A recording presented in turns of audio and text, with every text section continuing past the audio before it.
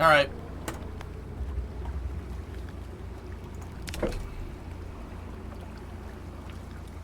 I'm out 2020. All right. Yep. All right, cool. I hope you guys enjoyed Icarus. That's all I'm going to play it for this week. But the next open open beta for it is in 2 weeks. So we'll go there. Anyway, I'm out 2020. See ya. All right. Have fun with KSP and the ASTRA launch. All right, later. Thank you. Yeah, it's a pretty cool game. I enjoyed it, but you're not going to see much more of it for now. So let's go over to Science and Technology and check out what's going on.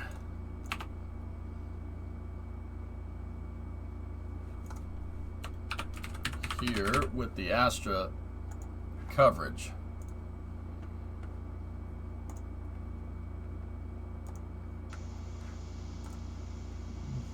All right, I'm going to switch over here.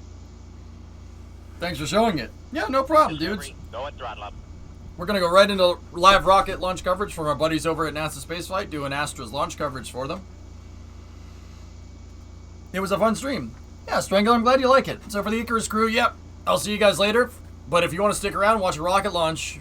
And then we're going to play Kerbal after that, and then GTA after that. And then there's another launch at 4 a.m. LC on countdown picking back up. Counts we are resumed. Currently at step 102. FTS, can you verify that mission data load values are ready to be loaded? All right, here we go. FTS We got plenty of confirmed, stream left, data dude. loads. Plenty of stream left, Ready dudes. to run cast software as required. All right, let's go. CAS is running on both AFTUs. Safety, confirm that you have a head count on all ASTRA employees and guests in Kodiak. Safety can confirm, roll call on all guests. I have 2 at AMC, the rest are with me. Copy, thank you. All right. I'll keep it open on the other screen. Thomas. And as you've just seen, we have released the hold. We're at T-minus 29 minutes and counting now, heading towards a new T0 of 3:30 p.m. Pacific time for the launch of ASTRA's LV0006. Carolina, can you give us an update on how the countdown's proceeding? Everything is proceeding nominally. So we have released that hold, and we have made all of our operational corrections to address the issue with yesterday's abort. So everything will hopefully proceed smoothly from here. As That's we get right, closer Sebi. to the business end of the countdown, we're going to want to turn our attention to the countdown net and the launch proceedings. So we're going to get through a couple more questions here before we get to that point. A question. Okay, you guys can ask. Well, hi, Carolina. Yeah, Strangler. Yeah, I know. Thomas ain't bad either. Am I right? No. Anyway, sorry. Shoot. All right, so ASTRA has attempted to fly into space 2 times previously. Both times didn't make it. The first time they had a problem with the first stage. The second time they had a problem with the second stage trajectory, meaning it flew an ascent profile that didn't make it into space. So this is their third attempt. This is the third version of the rocket. This thing is just Rocket 3.3 is what it's called. They're launching out of Kodiak, Alaska. This is out on Kodiak Island, way up north in Alaska. They're launching on a due southeast trajectory for the nerds at a 70-degree inclination. And they're going to about a 270-mile circular orbit, or about 415 or 400 and change kilometers circular. The payload on board the rocket is the STP-27AD1 payload. It's a Space Force payload. What does that all stand for? Space Test Payload number 27, Alpha Delta 1.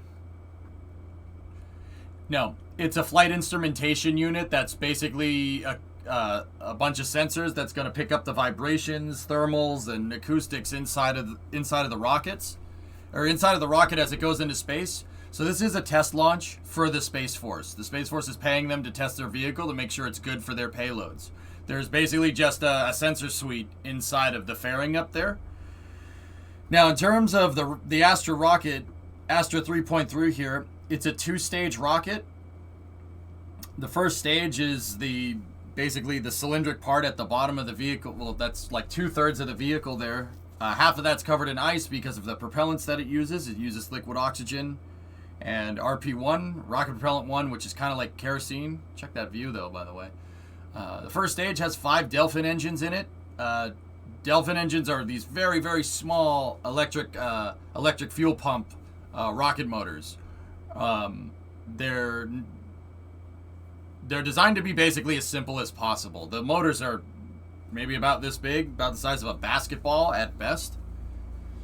And there's 5 of those in the first stage. Up in the second stage, there's it's liquid fuel and kerosene as well. And it has 1 ether engine, which is an upper stage vacuum optimized engine. It's kind of crazy because this kind of cone part right here, and then the conic part right here, and then the forward nose cone here is all the fairing. That all pops off, and the upper stage is literally just 2 spherical fuel tanks with the payload adapter on the top and then the engine attached to the bottom. It looks just like 2 basketballs kind of pushed together. It's a very, very interesting design. Astra's entire thing is just keep it as simple as humanly possible that you can with a launch vehicle. In terms of the rocket is basically designed to be as simple as you can possibly be. Not just with the rocket design, but also with the launch equipment. The cool thing about Astra and the kind of what their business model kind of is and how it kind of all comes together is that, like, what their selling point is the rocket can't move much more than like a shoebox into space. It's not, you don't have a lot of payload space, but it's a small rocket and it's very, very inexpensive, and they can literally launch from anywhere. The reason why they can launch from anywhere is because their launch pad, the rocket, all the fuel tanks, everything, all the controllers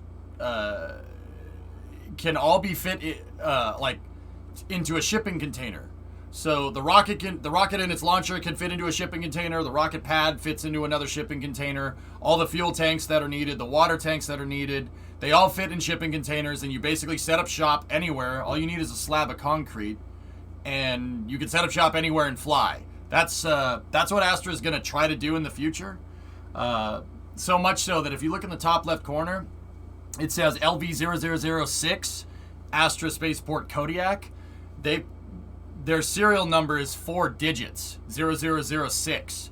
So they plan on making a ton of these things and be able to basically launch them from wherever they need, which is pretty cool. It's a pretty interesting little piece of technology, and if everything looks good here in about 20 minutes, give or take, we'll see how well it works.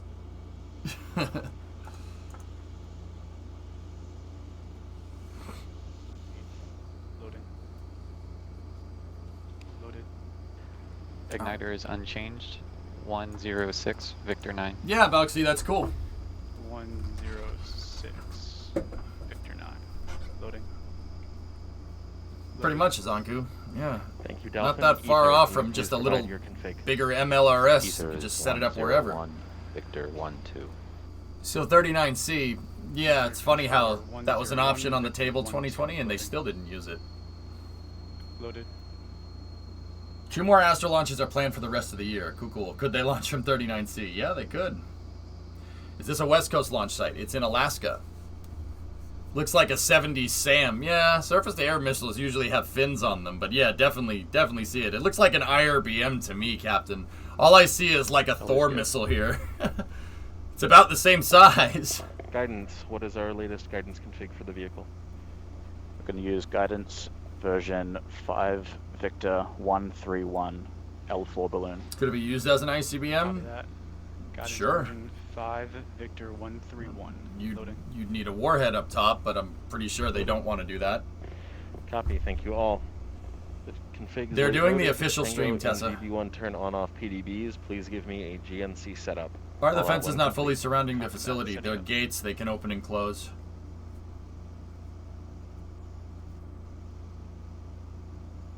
From what they said earlier, they use a ground-based ignition system. Do you think that means something like what Soyuz uses? Soyuz uses a ground-based ignition system. So does the shuttle. And what we just heard, they have loaded those software engine configurations. Not into the uncommon, rocket Justin. As we get towards 21 minutes and counting now. Are you seeing That the was flyover in Tango Boca Chica? call sign, which we have a question in chat about. We heard some call-outs during the countdown No? yesterday. Tango is always Nah, ready. Kev. Is Tango still ready? It appears that Tango is still ready. And that Tango is our vehicle controller, Steve Lai, and he is loading that software configuration onto the vehicle. We're getting weather data through weather balloons during our countdown procedure, so we always like to have the latest and greatest Second monitor, before picture in picture. we attempt to launch. I don't want to spoil any future NSF developments, but I must say we have some cool audio bits in that opening sequence, and I think we might have found a new one here at ASTRA because that's just so cool. Another question from chat here, asking about those Apollo engine thrusters, the Apollo Fusion thrusters. Can you talk a little bit about They that? know, Sebi. Yeah, so the Apollo Fusion is a company that ASTRA recently confirmed the acquisition of back in July, and we are very excited to have that technology and team on board. They share a lot of, their approach is very similar to a lot of our philosophy at ASTRA about rapid design cycles, focusing on ease of manufacturing and assembly. And this past week, Apollo Fusion Thruster did ignite in orbit, which is an amazing accomplishment for that team. And together, we're working on providing rapid and low-cost access to space. Gotcha. Yeah, so great. We're coming great, up on 2 great minutes, picture, 20 Thomas. minutes and counting, just 5 minutes away from the beginning of the terminal count, so a brief status update if 10. you are just joining us. We are targeting a liftoff time of 3:30 p.m. Pacific time after a hold for some propellant load operations to continue.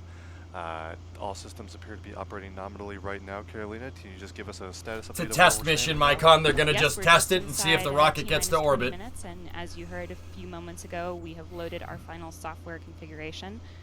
The team will now be working on spinning up our first stage engine pumps, and we'll be getting into our final preparations, including our water system, our water deluge system test, and that will signal that we have entered the terminal count at T-minus 15 minutes.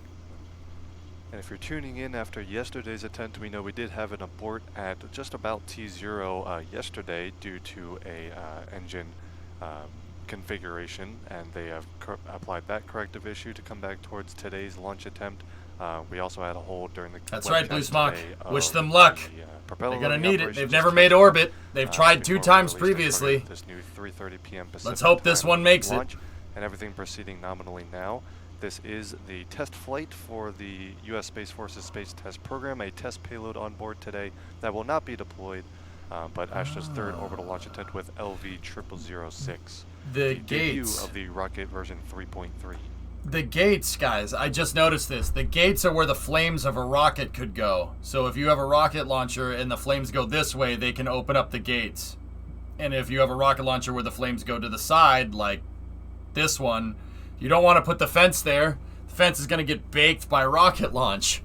Rocket launch flames. Yeah, you just open up the gates. It's probably a good idea. Just open those up. You're going to get really, it's going to get hot. It's going to get really hot, like right in this area here and right in this area here. Not here or here so much, but right here. So VSC flags. What was the horizontal VSC flags are nominal. speed last achieved? Tango, 17,000. dry spin both. They were like 300 meters a second Dry short. spin both. That's nice. You look like a Helen. Not here or here so much, but right here. They open the gate so people can stand there. I mean, if I wanted a Viking funeral, Jason, it's standing in the flame trench when it goes off. Just Pump spins are take nominal. me, you know. Copy, thank you. Tango, deactivate AV1 power ESCA dry spin. On a kiss, what would you call it? Your mom? Deactivate. Oh, prehistoric forest. Delphin, Nice. confirm your high system five. is ready for launch. Yes. Delphin is go for launch. Those are very, There, very confirm big your googly system eyes. is ready for launch. Ready for launch. Yeah, Spiffy. Rocket time. Come on. Come on. AVH, People arrive. Please set ISO target pressure back to 90 psi. Set. Tango, verify vehicle looks ready for launch aside from tank levels and pressures. Okay. In work.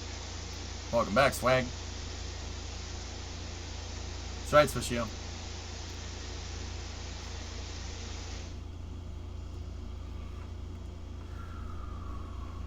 GNC, confirm wind profiles still look acceptable for launch. Okay. Confirmed wind profiles look acceptable. Acceptable. Tango on countdown, vehicle looks good. Copy. Tango on the buttons interface. Please toggle spark for 30 seconds. Copy that. Sparking in 3, 2, 1. Spark.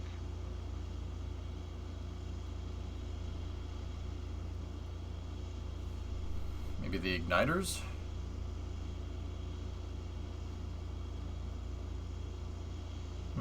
Huh.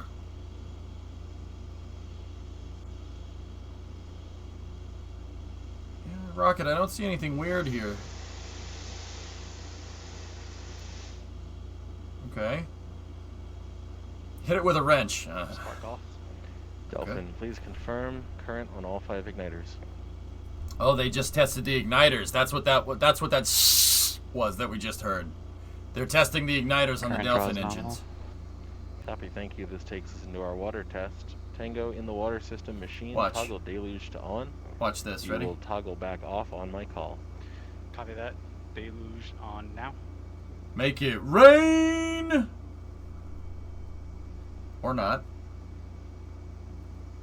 I mean, yeah, there it goes. Ready? Hey! There we go. Took a second to pressurize it.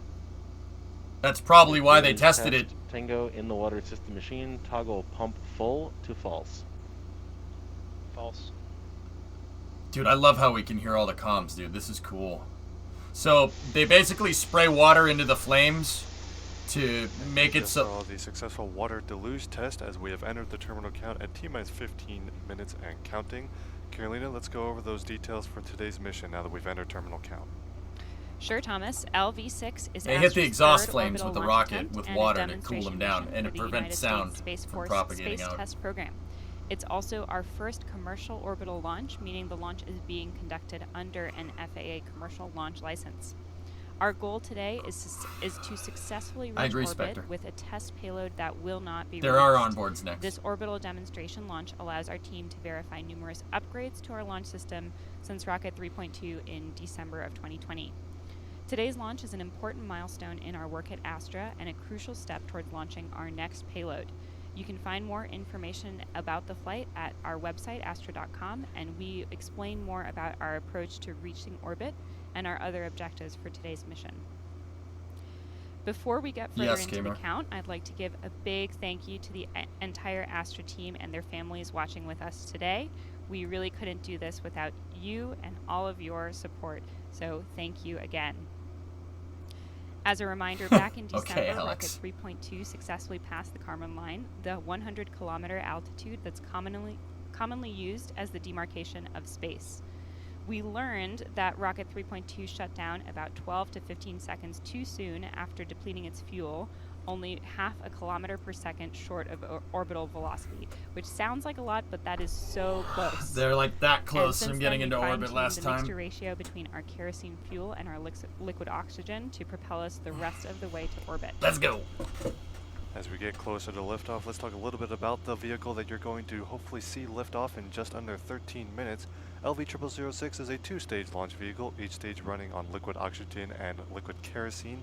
The first stage is powered by 5 electric... I've already said that. Or if you guys have questions about the engines, I can tell you. But Kamir, the engines didn't spool up fast enough yesterday. The Delphins didn't go. They didn't fire fast enough. So that's why they stopped it.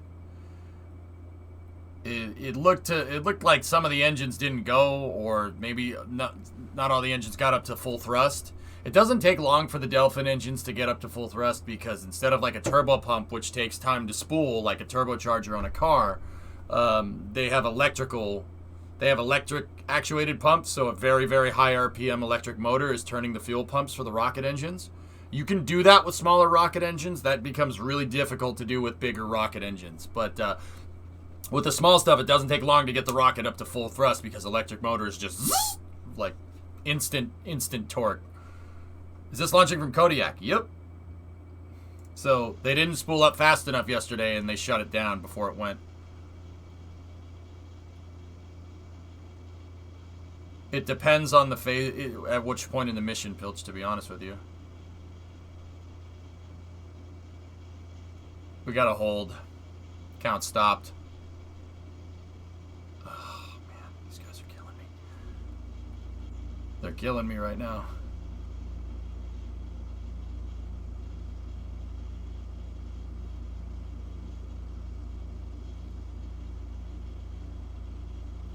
No, Fast Fly. This one wasn't scheduled.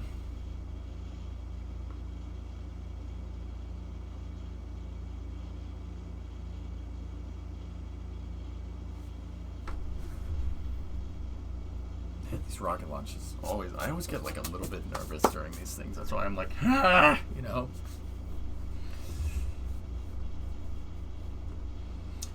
What point determines that? It depends on the rocket, depends on how far and fast it gets away from stuff that, you know, where you wouldn't want it to fall down on, how far it gets downrange, what it's flying over. Unmute? Unmute. What am I unmuting? Everything's unmuted already, dude. They're just not saying anything. Alright. See, here's the key. Whenever you see a mission control like this, guys, you want to look around at all the people, all right? If anybody's doing this, or this, or this, something is going wrong. Now, in that case, I saw one guy with his hand like that. I'm telling you, people put their hands over their face like this, or their hands like changes that were made like this. That means that's a telltale sign that something is going wrong. Someone's working the problem. That's right.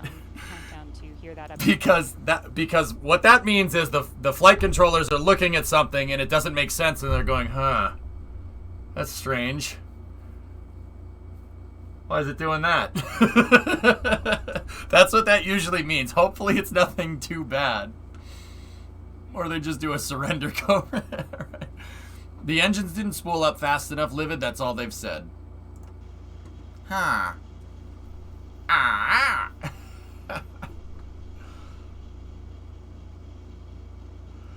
Test payload, K3.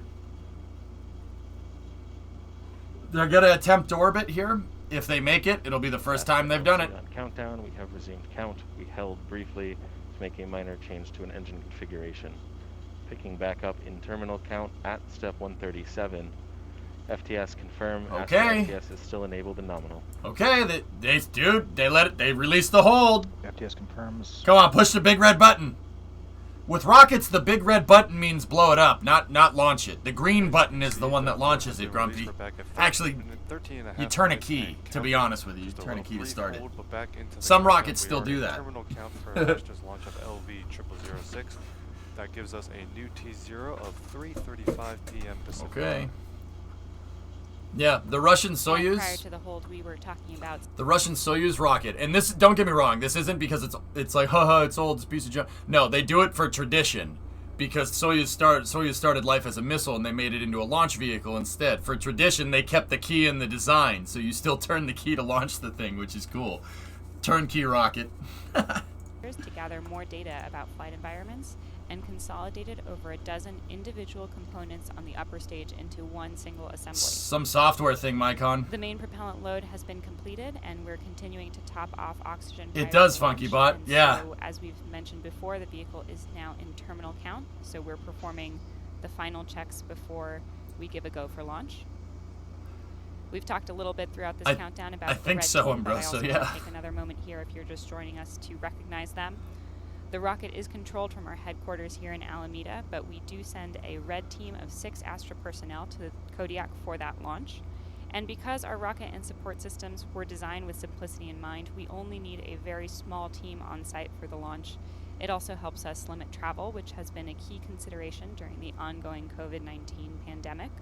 All 6 members of the red team are taking regular COVID-19 tests to protect the health and safety of everyone involved in this mission. Now, Embers. Digital computer, first rocket to do it. We are at just under 12 minutes to liftoff, and we'll continue to listen to the countdown net In a few moments, we expect the launch team to. That's right, conduct Slatterbart. a Yep, they're out of the go, bay. no-go Mission control is in the to bay. proceed into tank pressurization and launch. And they're controlling a rocket from a launch site that's like over 1,000 miles away, 1,600 kilometers. Deactivate Ox1 OV201. Not first now, fill. Forge. Off. Rocket launch, bro. Ox1 OV102. Talk about that later. Off. Ox1 OV100B101B fill. Off. Toggle off and deactivate fuel 4 operate. I don't know what that is. Off. Fuel 3 supply. Off. Fuel 1 FE300 upper fill. Off. Fuel 1 FE200 first. Off. AV1 radios. Yeah, they're doing a gas closeout. AV1 rocket support cart. Off. Okay. Please confirm the following are still enabled and running. 0 stop purging. Active. AV1 manage polling. Active. AV1 manage power systems. Active. All flight helium machines. Active. VB1 first stage power. Active. VB1 upper stage power. Active. VB1 turn on off PDBs. Active. Water system. Active. Tango, at this time I would like you to enable the launch machine. Active. Toggle locks topping. Toggled. All right, the vent, they did the locks top. This vent should close here. That vent should close if they're going to do the locks topping on the second stage. On countdown, team, this takes us to step 144. This is the poll for tank pressurization and launch today. After this point, any system issue must be called as a 3-word hold. Yep, there it If goes. there are no concerns for flight, call go. Otherwise, call no go. Red lead. Red lead is go. FTS. FTS is go. Delphin. Dolphin is go. First stage engines. Ether. Ether is go. Second stage engines. Odin. Odin is go. Don't know. Inco. Inco is go. Ace. Ace is go. Pet Launcher. detective. Launcher is go. Chat. Orbit. Orbit is go. Chat is go. Booster. Booster is go. GNC. GNC is Guidance, navigation, and FAO. control. FAO is go. Flight assurance CD8. officer. Go. Tango. Go. Safety. Safety is go. Range safety is LD. green. LD is go. Launch director is LC green. is go as well. Launch controller is green. Okay. Tango and AV1 manage polling. Set us into ground only mode, please.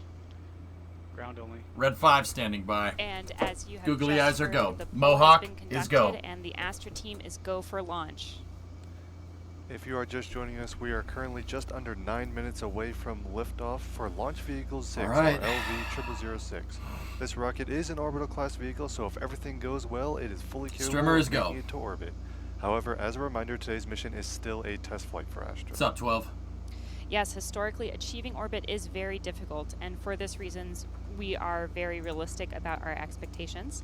Today is our third attempt to reach orbit and our first test with a sample payload provided by the Space Force to simulate mass, and again, we will not be deploying this test payload. For the next several minutes, the team is loading the final flight software onto the vehicle and going through our final checklist for launch. Right now, we're at just about T-minus 8 minutes and counting. As we enter these final minutes of the countdown, we're going to turn our attention to the countdown nets, to the rocket on your screen, and I'm going to hand off commentary to Carolina for Astra's third orbital launch attempt. Carolina, it's all yours. Thanks, Thomas. The major flight milestones that we will encounter during flight are displayed on the left for you to follow along. At T-minus 3 seconds, the 5 first-stage Delphin engines will ignite. And if the engine data looks good, Yeah, the 12, I hold-down gotcha. mechanisms will release at T0, and the Not very rocket will high begin jet. its Small trip sat to launcher. space. It's not a big rocket. At guys. T plus 12 seconds, the rocket will begin pitching downrange Yes, to Snickers. fly south over the Pacific Ocean. LV6 will reach max Q, which is the period of maximum aerodynamic pressure on the vehicle, at T plus 1 minute and 15 Snow. seconds. Main engine cutoff, or MECO, is the end of the first stage burn, and that will occur at T plus 2 minutes and 50 seconds. This is followed by fairing separation and stage separation, and at this point the rocket will be in space. After stage separation, upper stage ignition occurs at T plus 3 minutes and 5 seconds, the beginning of an approximately 5-minute long burn until SECO, or second engine cutoff, at T plus 8 minutes and 20 seconds. And since we're not releasing our payload today, the vehicle's systems will simulate a signal for payload deployment at T plus 8 minutes and 30 seconds. If we make it to orbit, we would consider this flight to be extremely successful. We are just about 6 minutes and 30 seconds to launch, and all of the systems are looking good. So we are waiting now for the range to give us the go-ahead for launch, and we'll continue to listen in to the countdown net.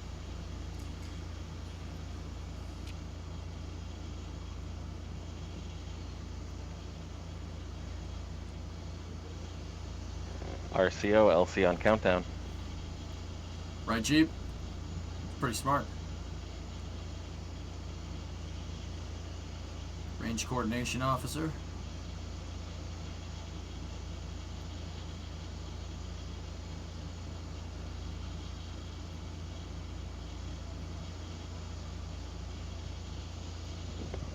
RCO, LC on countdown. Range coordination officer, this is the launch control on the countdown net. He's asking the range guy what's going on and he's not responding.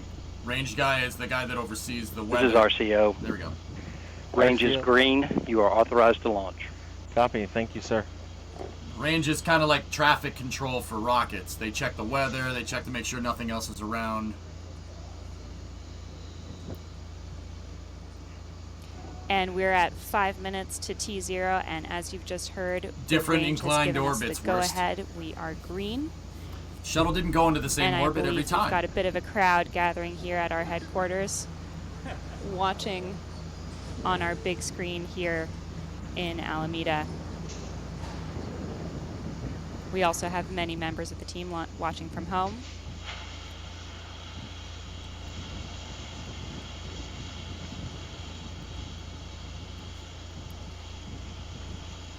And at T-minus 60 seconds, the vehicle will transition to its internal control. I don't want to talk about so F1 we're right at now, nuclear. 4 minutes and 30 seconds from liftoff.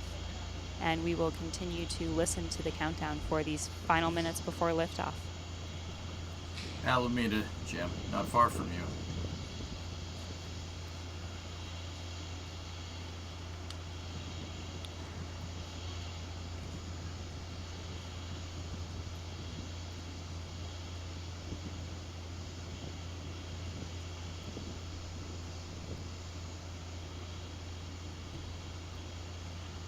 RCO, LC on countdown. At this time, please verify the range is recording all telemetry. This is RCO. Range is recording. Thank you.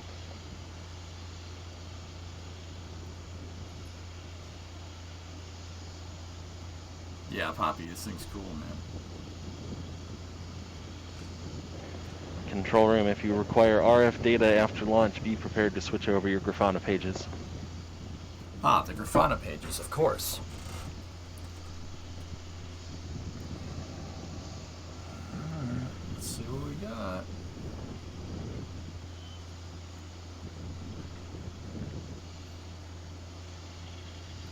I'm waiting for them to press the tanks for flight. When they press the tanks, these vents should... FSO, be prepared to issue option command at T plus 164, calling out at event.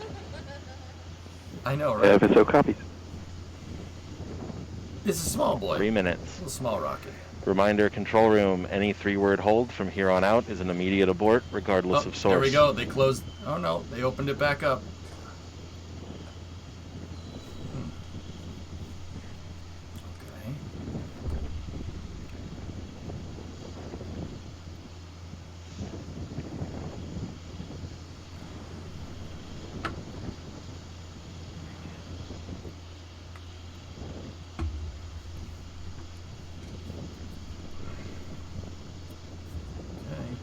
Got the numbers up. FTS at this time, please send Master Enable and Watchdog on AFTU. It's condensation, Carvake, from the liquid oxygen propellants.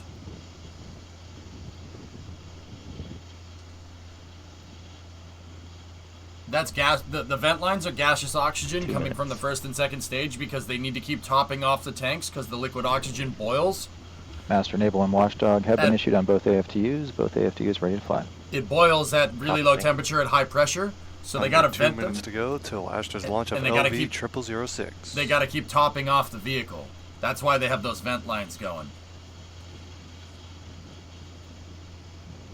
They should close them when they get close to launch, or they might keep them going right until the vehicle separates. Some people 90 keep them seconds. going, some people don't. It depends on the rocket. You don't vent RP1, it's not cryogenic. You need to vent cryogenic propellants, switch you up. RP1, what I'm trying to tell you is RP1 is not sus, okay? It doesn't vent. Ace, at this time, start PSD recordings. Both started. 60 seconds. 60 seconds. Vehicle is on internal control. Stop copying me.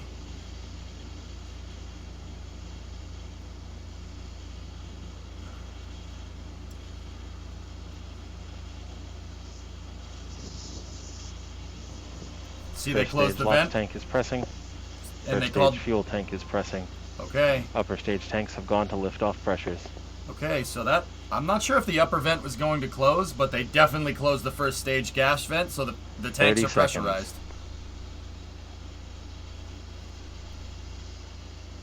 Me too, Pulse. Let's see what they got. 20 seconds.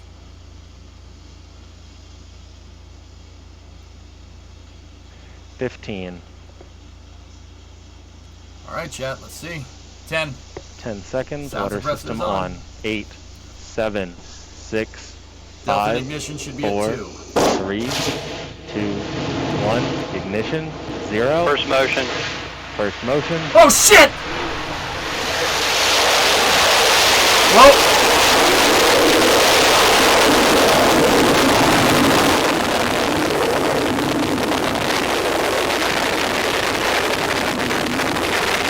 Go, baby, go!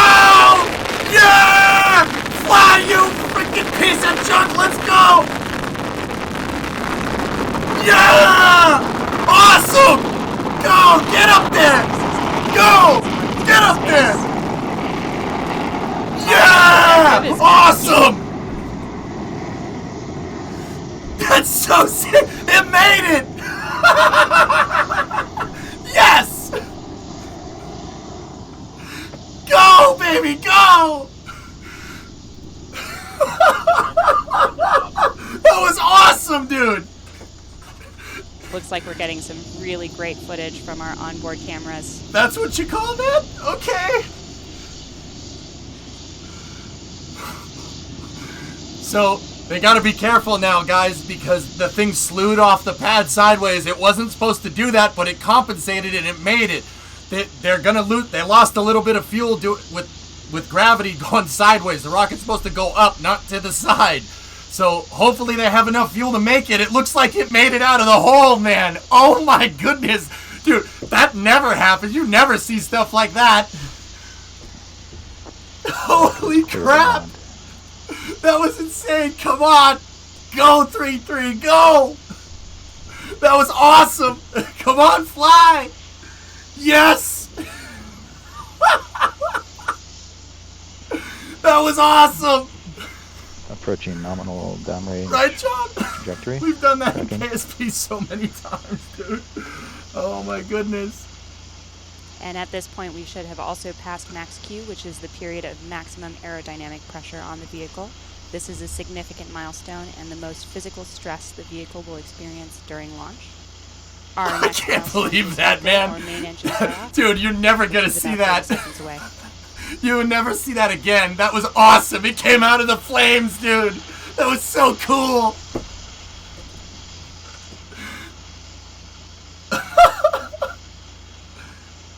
Oh no, it's Vehicle's broken. passing through max Q. No! Oh, it tried! It tried! Oh, no! Oh! Coordinate received. Look at the scorch marks on the grass.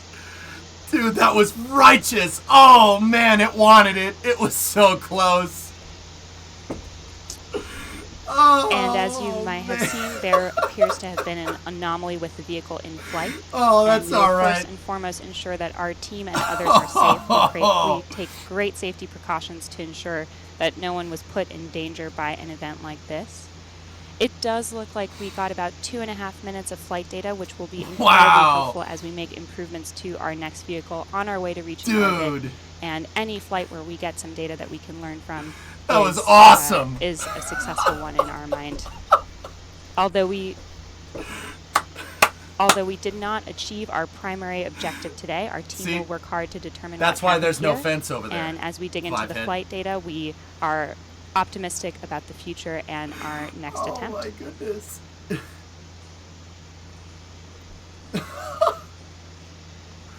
That was awesome. Dude, oh my god. Let's go ahead to some quick words from ASTRA's founder and CEO, Chris Kemp. Today, after a successful launch and liftoff, ASTRA's launch vehicle experienced an anomaly in flight. While we regret that we were unable to accomplish all mission objectives for the Space Force, our team captured a tremendous amount of data from the flight. We will work closely with the FAA to complete a mishap investigation. Behind me is LV0007, which will be updated based on what we learned from the flight so we can begin servicing our backlog of over 50 contracted launches.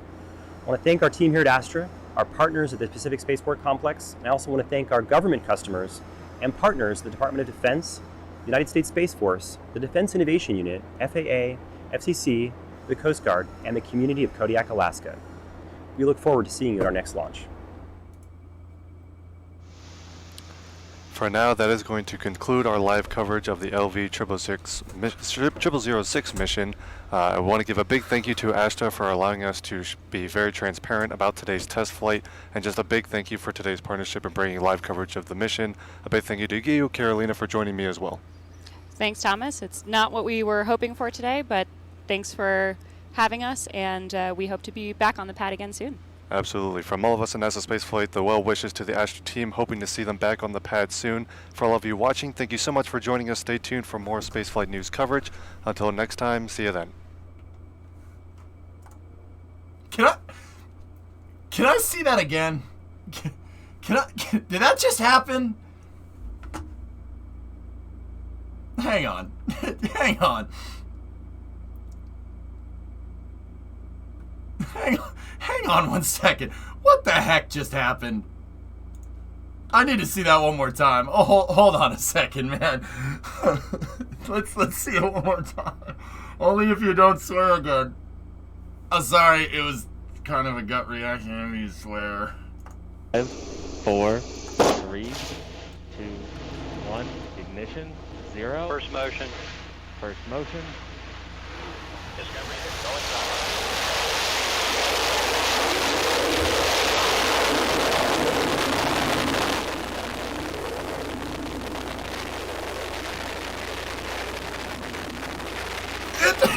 Yes! Yes! Go! That's awesome!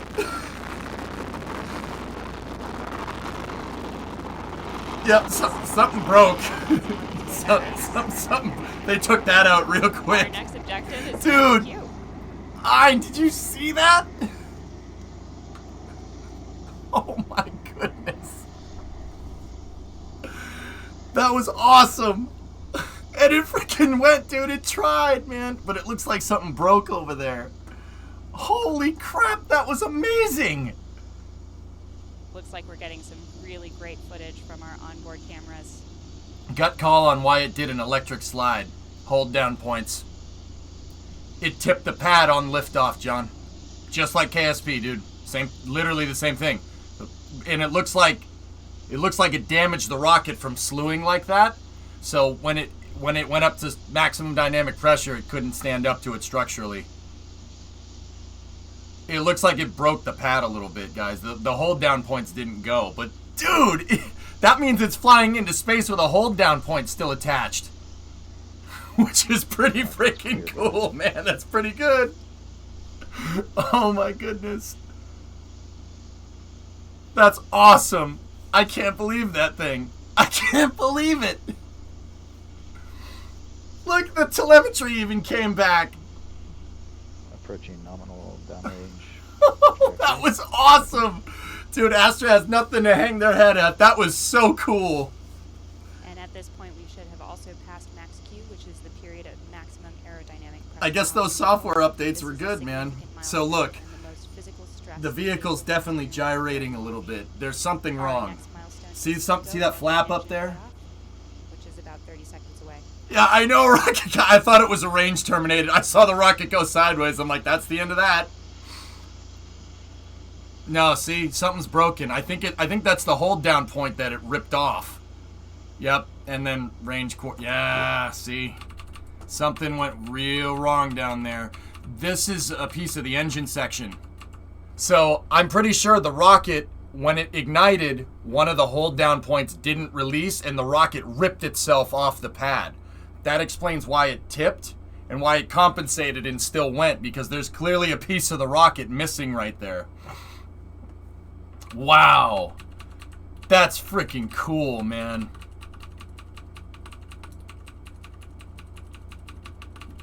Dude, I think it left part of itself on the pad. Wow, that's amazing. Dude, it still made it. Oh, wow. It didn't. They shut it off, I think. I don't know. Does it look like the engine shut out, or do you think it was automatically terminated?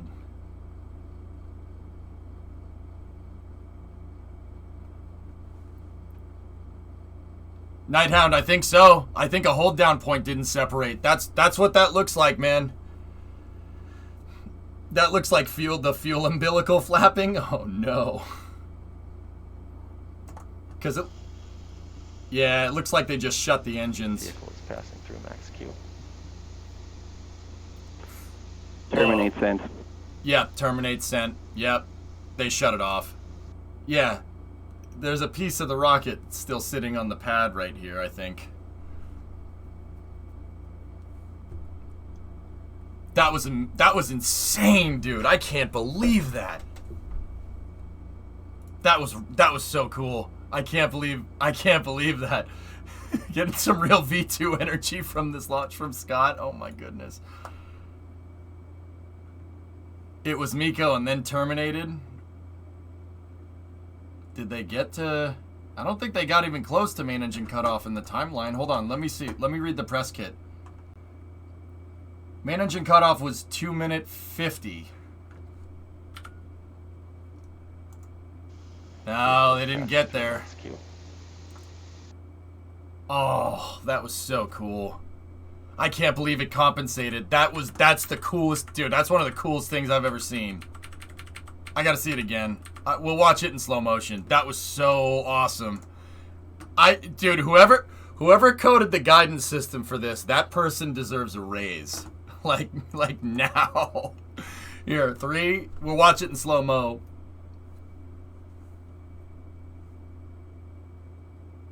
So, all right.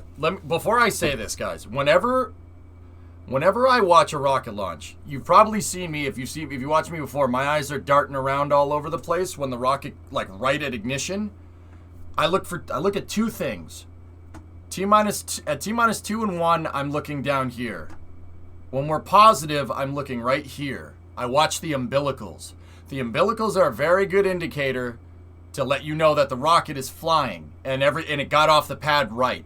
If you watch the umbilicals and how they separate, it's very easy to see if the rocket had a problem leaving the pad. I was watching here and watch the umbilicals. After the engines turn on, watch right here. So these are the fuel lines for the second stage, and then the payload electronics right there. Watch. So right now, I'm looking up at the umbilicals at this point.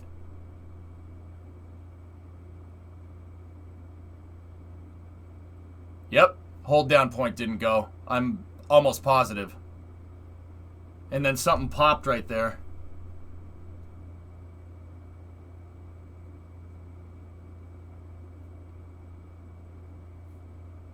Yep. That's part of the side of the rocket. That's the fueling umbilical location. Yep. Yep. Here, let's see it one more time.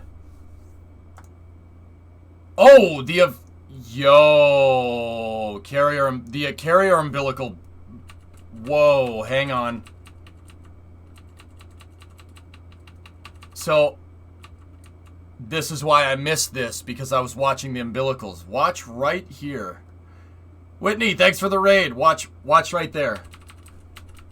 Give it a second. 2. Okay. Yo, they had like a backfire through the fueling umbilical. Something went wrong with that quick disconnect. It might not be a hold down point, guys. The fuel line may have not come unplugged on the first stage. So Thomas is right. This piece that popped right there, that's where the fuel goes in. Now, Discovery, go and throttle up. An important thing to understand. Usually on rockets, you load your oxidizer on one side and you load your RP1 in this case on the other side. Keep them away from each other. But we saw ignition there, so that means something ignited. Watch it again, right there. Oh, dude, it blew off the bottom of the rocket. I saw the negative velocity, yeah. But see, that behavior right there is indicative of one of the hold downs not separating. There's usually 4 or 3 like bolts that hook a rocket to a pad. It could be a bolt, it could be a latch, they kind of look like master locks almost, like a thing you'd see on your locker. They unsnap and then the thing goes, right? I don't know what ASTRA uses. They might use explosive bolts. But it seems like one of them didn't go, and it probably is because of that, whatever happened with that little explosion. It probably damaged the disconnect. I mean, but once again, I'm speculating, but this behavior is very typical with a rocket not separating from the pad.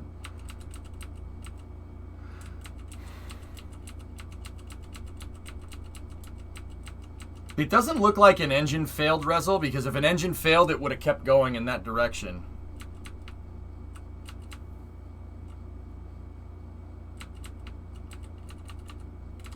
Look.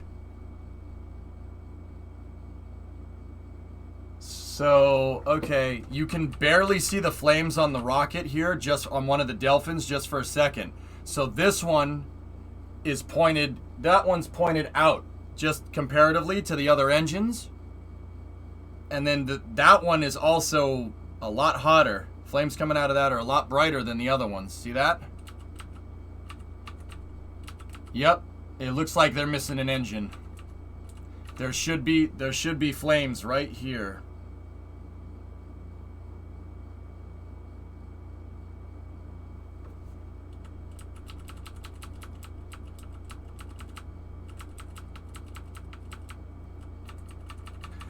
I can't believe that. I can't believe that, man. That is the craziest thing I've ever seen.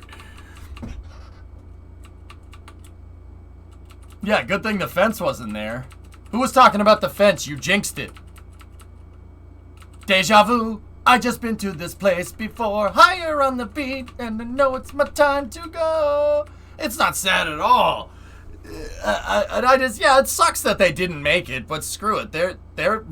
It's fine. This is a test program, man. It's totally all right. It's a test flight.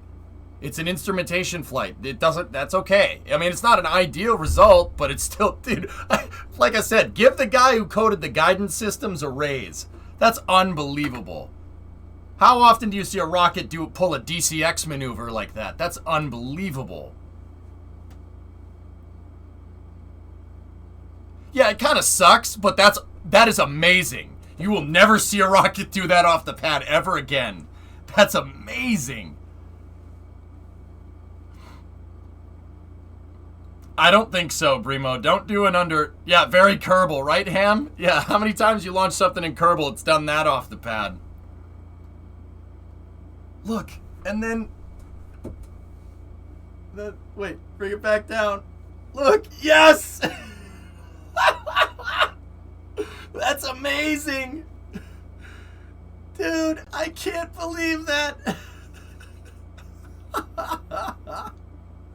That is awesome. It freaking came out of the flames, dude. That's so cool. Oh my goodness.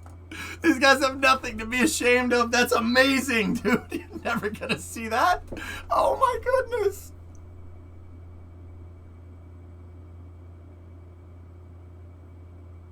Dude, it's the little engine that could. That's awesome. It's like, he's like, the rocket's like, no, I'm still good. I can do this. I swear. Oh my goodness. He's like, I'm still going. I'm trying.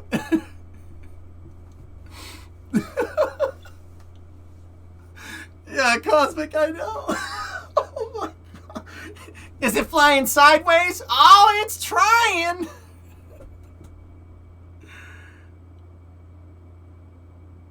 Oh, that is so cool. That's so cool.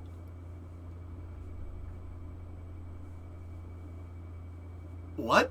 Jeez. Oof. Oof. Why didn't the rocket kill itself? The range guy was sleeping? I don't know. Dude, I thought it was terminated. I saw it go into the smoke and I'm like, nope, that's the end of that. Oh, yeah, Labby, I get it. So, okay, couple of things here, guys. The rocket slewed off the pad, right? And we had main engine cut off slightly early. Remember how I said they weren't going to have enough fuel? They had Miko a couple of seconds, well, about 20 seconds early because a lot of the fuel was used to compensate because the rocket wanted to turn into a carnival ride. Doesn't this have AFTS? Yeah. That's amazing, dude.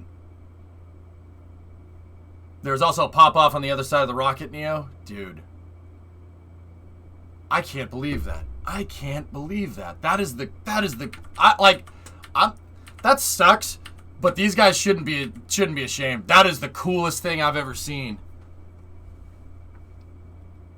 Yeah, I thought, the second I saw the rocket go this way, I said, oh shoot, for lack of a better word. I'm like, that's terminated. There's no way. And then you see it come out of the flames, dude. That was awesome. All right, so, yo, if you haven't seen this, watch this. This is unbelievable. I'm just going to show a replay.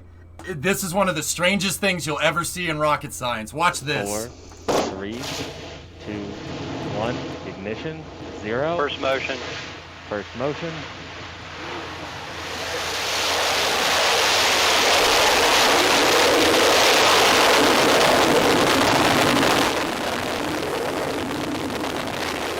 I had my head out.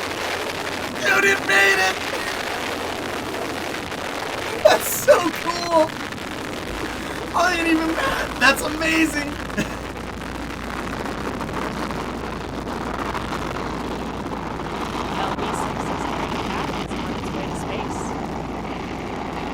Our next objective is Max Q. Listen to Carolina, she's like, okay, that's good. Pray, they were screwing with the engine configurations all yesterday and all today, dude. You gotta stop changing stuff, man. Even I know that, dude.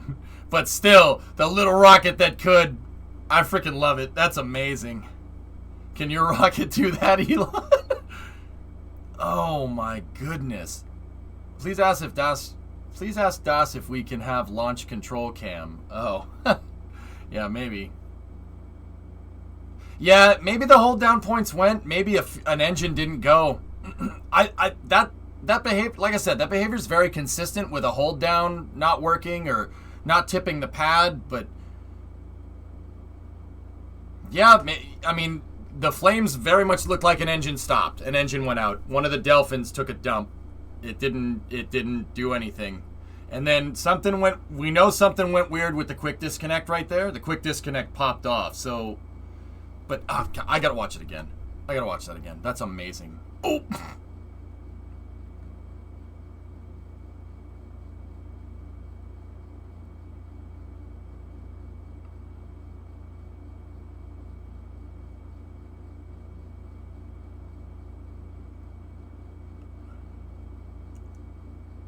If an engine failed, how did it still go straight? That's impossible. Physics? I just... that's what it looks like to me, Geeson, because watch, something blows up right there. Watch. Boom. See that? Something popped. And then something popped again right after that. Look. See all these flames right here? Something blew up again right after that.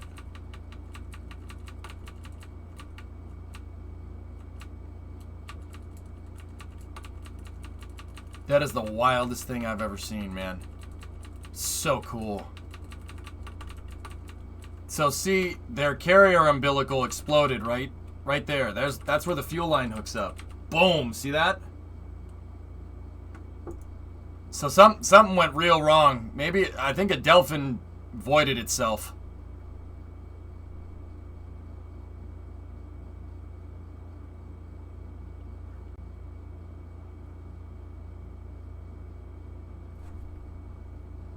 I can't believe that.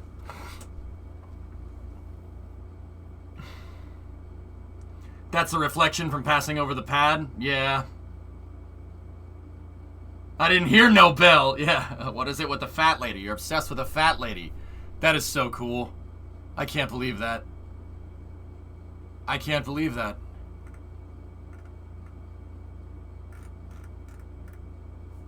Dude, that's awesome, man. Like, oh, I can't believe it compensated, Rocket Guy. Talk about, and that, I mean, that's what, like, okay, just on a side note, have you ever noticed a lot of rockets have, like, they have clusters of engines at the bottom? This is the reason why you have clusters of engines at the bottom of your rocket. If one of them voids itself, like what happened, the other ones can compensate. It just, I don't think they really expect on them voiding themselves that quickly. Wow.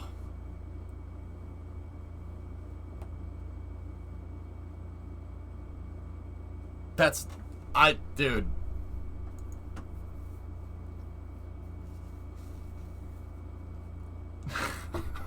That's so awesome, man. That's so cool.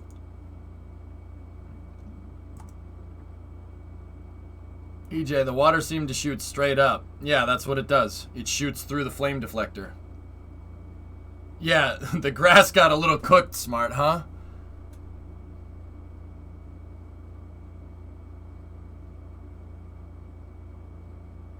Yeah, Rocket Guy, you're right. It's the flames hitting the top of the pad.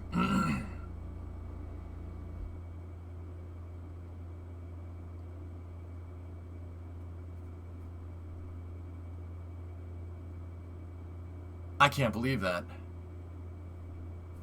Are we having KSP or Rocket News? I wanted to play KSP. Launch control seemed taken aback as well. Delayed and unconfident callouts.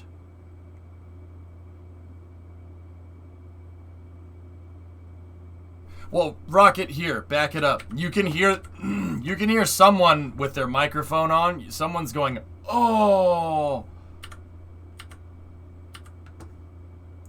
Watch, here. I'm going to turn the volume up, guys, so 15. Listen. 10 seconds. Water system on. 8, 7, 6, 5, 4, 3, 2, 1. Ignition. 0. First motion. First motion.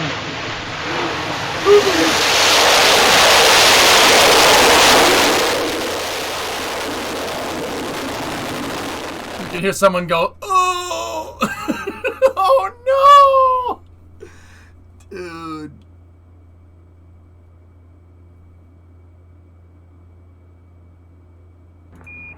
We already saw that, goalie. Tranquility Base here. The Eagle has... Pons.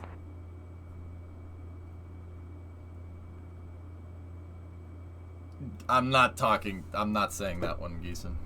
It's fine. Shimmy, it's fine. It's just like Kerbal.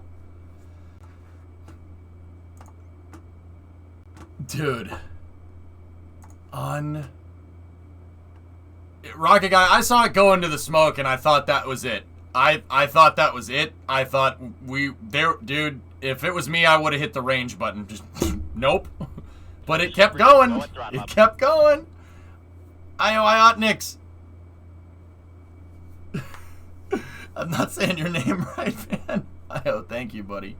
Hi, how are you? Thanks for the 8-month resub. Look at the trail it left. Yeah, a little bit of scorched earth right there. Unfreaking real, dude. IO, yeah. Dude, Shimmy, that's what I thought. I thought it ripped the hold down point off. I don't know. I can't believe it compensated. That's so cool. Like, I know it's not supposed to do that, but look at that. You gotta be kidding me. Oh, that's so cool. I know it sucks, but that's so cool, man. Oh my goodness. It's just trying to copy Starship's hover. Yeah.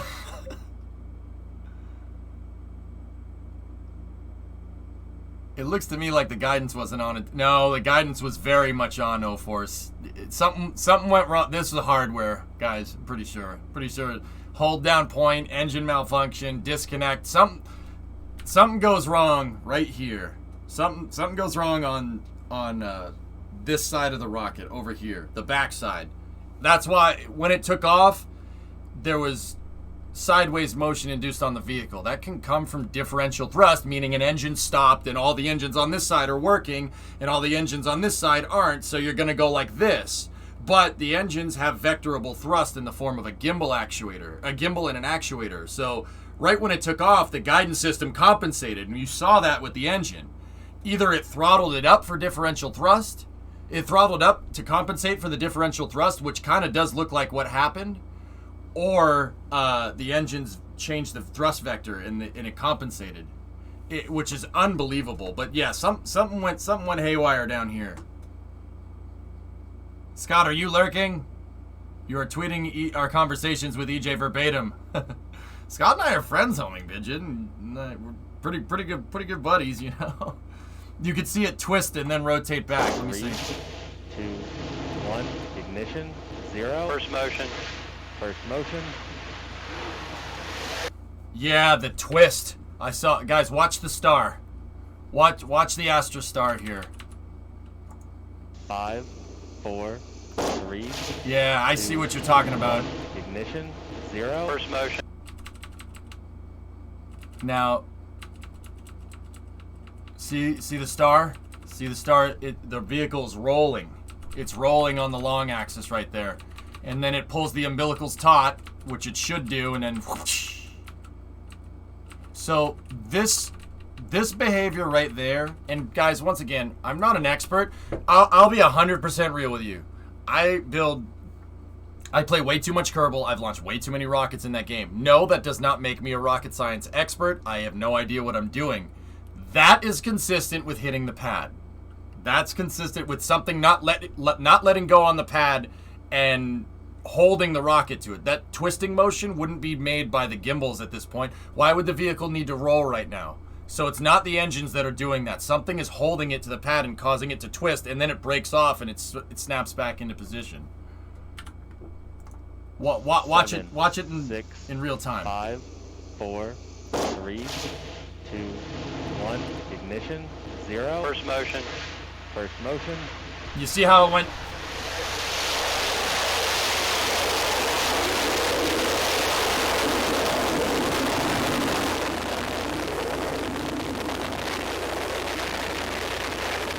Yeah, 10, right? Yeah, Pop Bear. I mean, guys, the vehicle's still slewing after it made it out. And you can clearly see that the engine gimbal is going this way. Now, that just could be compensating. That's what engine out will do for you, which is...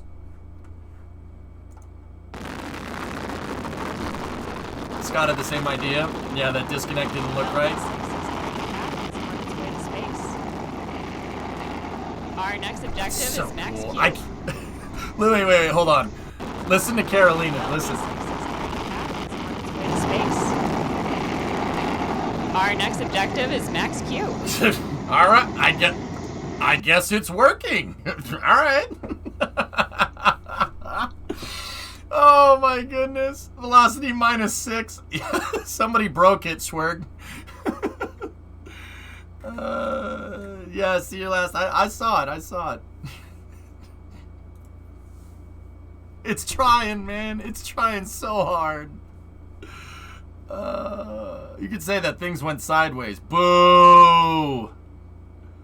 They went through max Q and they almost got to main engine cutoff smart, but the amount of fuel that they wasted going sideways had Miko happen a little bit early.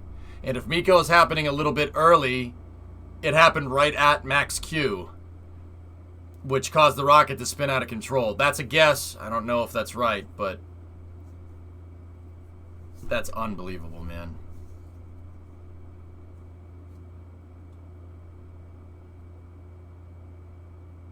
I can't believe that.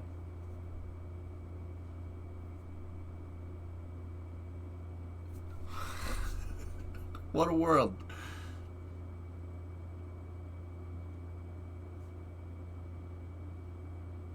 Your boos mean nothing. I've seen what makes you cheer, right? Wow. Astra's just sliding into your DMs right there. Or are they sliding into your FTSs? Wait a minute. Lunprod, I'm telling you, if they had just a little bit more fuel, it would have made it. They would have made it to staging. And, yeah, it would have freaking made it, dude. But, look, something's clearly broken on the rocket over here. Watch what happens. So, like, that stuff right there is okay. That's not bad. You're getting plume expansion because of the pressure going down. That's all right. Now, main engine cutoff, when these Delphin engines were supposed to shut off, it should have been at about 2 minutes 50 seconds. And that's what I said on the way up. You know, that's great. The vehicle's flying, but you're not going to have enough fuel. 31 kilometers, drummers, when it terminated.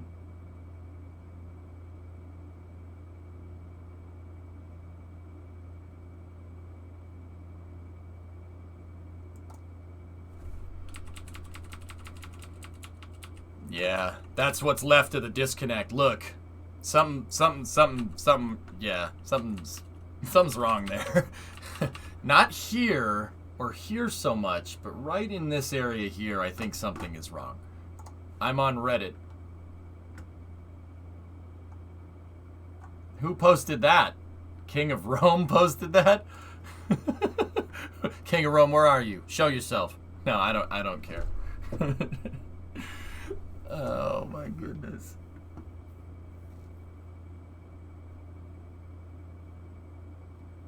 Just watch back your reaction when it came through the smoke. Love every second. Fly, you piece of junk! Fly! I don't know what else to say. What do you say to that? What am I supposed to say? Oh my goodness, it's flying, I guess? No, that was awesome. It flew through its own explosion and freaking oh my goodness, it made it. But they burned too much fuel. Cosine losses, big pain in the butt, man. Wow. Yeah, Sam, no, real life, the margins are way too low. Heck, in Kerbal, that Kerbal doesn't teach you that at all. Like, this thing is filled up to the liter, to the milliliter even. You really can't have much more or less fuel. That's why they were messing with the engine configuration so much. It seems like whatever engine configuration they messed with broke it. I noticed that, guys, and I didn't want to say anything about it yesterday. They were reconfiguring the first stage engines. And yesterday, right before flight, and the engines didn't work. And then today, they did something that you don't ever see. They held the count for like 2 minutes, and then they're like, no, we're good. That's, okay, that's a bad omen. Add that to your liftoff mission control. Yeah, maybe. Yeah. Yeah. We'll do it live. Freaking thing sucks. All I know is, once again, guys, when we're playing mission mode and I do something like that with the count, something usually goes wrong. If I stop it for a second and then recycle, like do a 2-minute recycle, that's usually not good. Like I said, all right, Roland, see you, buddy. When When the world's telling you don't launch it, when you see stuff like that, just don't launch it. Oh, man. But they still sent it. Props to them. And, man, that little rocket almost compensated, dude. It almost did it. I'm so damn impressed, dude. Reminds me of the Jevstar that went sideways and then blew up the pad and then didn't make orbit. Yeah, like I said, I have experience with this. Oh my goodness.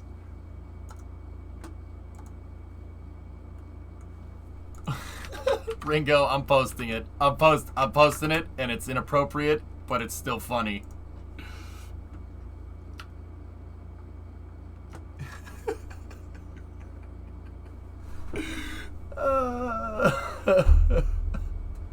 I gotta get out of the way. So on the left is Atlas 5401. That's called the slider configuration. There's a version of Atlas 5 that actually does something like this off of the pad. It does it on purpose because they need the extra SRB. But Atlas has the gimbal to be able to compensate for it. That's why the rocket looks crooked when it's flying. Dude, oh my goodness. Dude, that's so cool. The meme is funny, but I'm like, dude, I'm strangely proud of that little rocket. I would be very proud of that thing. Who cares if it failed? That sucks, right? It's annoying, but oh man, is that cool. I think the flight termination on the vehicle was engine shutdown. Sometimes smaller vehicles don't need the poppers. Yep. Oh, dude, I love these guys. That's so cool, man. The freaking things. It tried. Dude, you gotta give an A for effort, man. If it tried to the best of its ability. It's like the guy hobbling along in the marathon with like a broken leg. He's like, I can do it. I'm good. I got this. I don't got it. It tried, man. A for effort. That's amazing.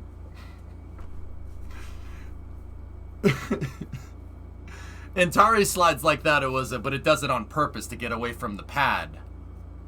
In case it blows up over the pad, so it doesn't fall down on the pad. Oh, man. That's ridiculous. Found a really good replay from another camera on the other side.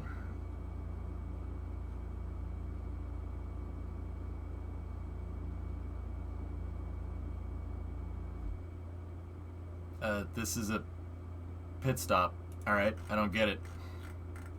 Okay. Yeah, exactly, Dino. Yeah. Discovery, go at throttle. Man, that was so cool. Dude. Those guys have my respect, man. That was so neat. Tis but a scratch. A scratch? One of your engines stopped. No, it hasn't. What's that then? I've had worse. You liar. Come on, let's go to Miko, you pansy. It's the Black Knight of rockets, man.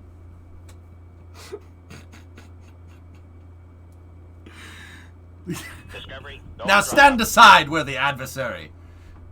Oh, come on, you chicken! Chicken! The power slide, Perasp. The power slide, man. That was some Pete Townsend power sliding. Yeah!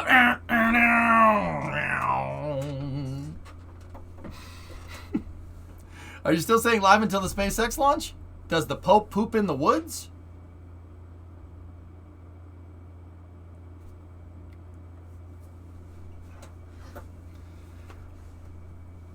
I'll bite your umbilical off.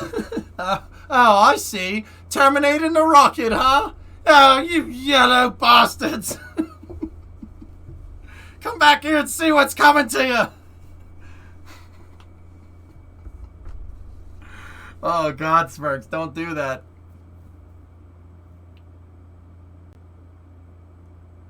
That's amazing. I can't believe that. Is there a forest in Vatican City? Maybe. What happened after the lack of fuel? Samus, it just stopped and, I mean, either the stage popped off, maybe they staged the rocket, who knows? I mean, the avionics clearly, the flight terminator is clearly Range guy was clearly asleep at his desk. I mean, or just said, yeah, this is fine. Dude, that was insane. Oh my goodness.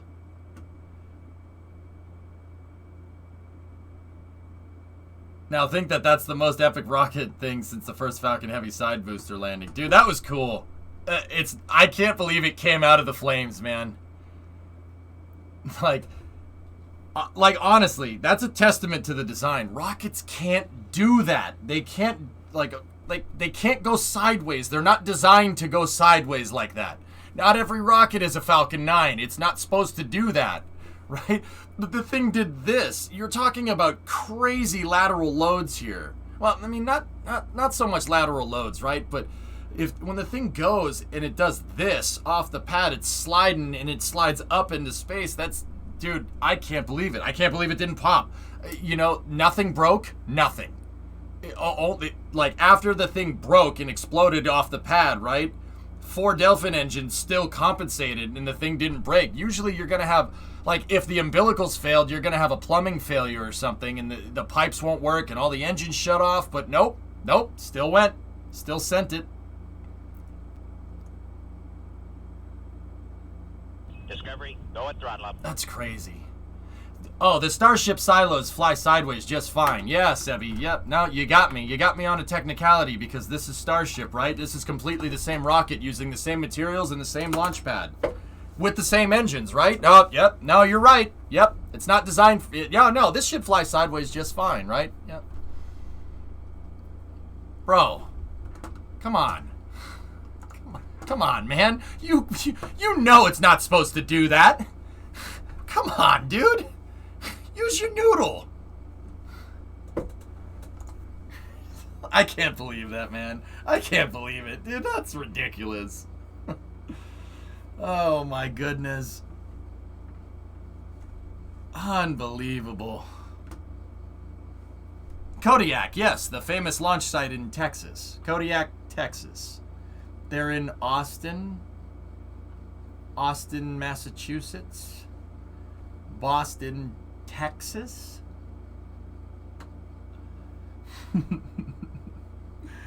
Oh my goodness. I can't believe that, man. How many people did it take? Not much. Astra's actually a pretty small company, and their motto is simple, dude. But I'll tell you, it's difficult to take rocket science and boil it down to something simple. That's really hard to do. So what they're doing is very, very freaking difficult.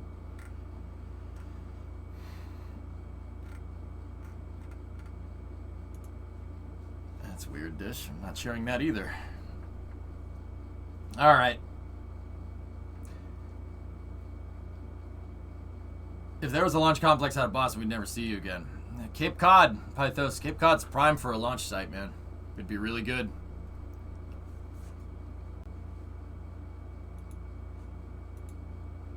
Something like that, W. Exciting launch, but now I'm off for a swim, like the rocket. Oh, you monster! You monster! Scott! No! Why? Why? Why? You monster! Stop! It's already dead. Oh my god.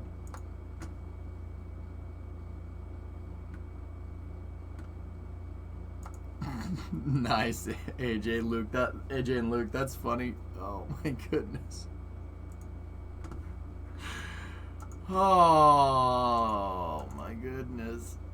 That's all right. Shall we play Kerbal, I guess? I mean, oh my gosh. That's awesome. Hopefully that's not an omen for KSP.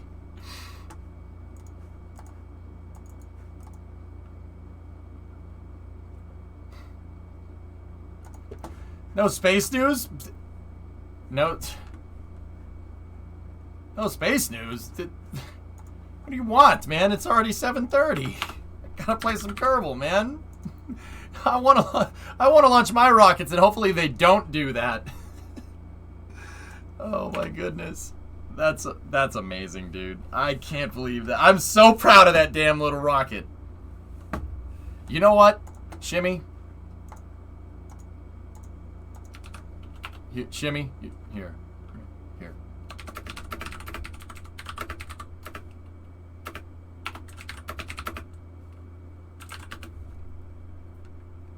Where is it? Where is it?